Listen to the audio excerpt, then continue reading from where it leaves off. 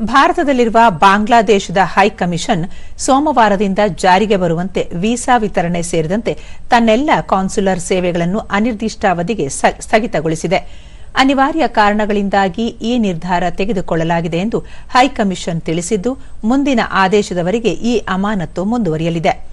ಬಾಂಗ್ಲಾದೇಶದಲ್ಲಿ ಅಲ್ಪಸಂಖ್ಯಾತ ಹಿಂದೂಗಳ ಮೇಲಿನ ದೌರ್ಜನ್ಯ ಮತ್ತು ದೀಪು ಚಂದ್ರದಾಸ್ ಎಂಬ ಯುವಕನ ಹತ್ಯೆಯನ್ನು ಖಂಡಿಸಿ ದೆಹಲಿಯ ಬಾಂಗ್ಲಾ ರಾಯಭಾರ ಕಚೇರಿಯ ಹೊರಗೆ ಪ್ರತಿಭಟನೆಗಳು ನಡೆದಿದ್ದವು.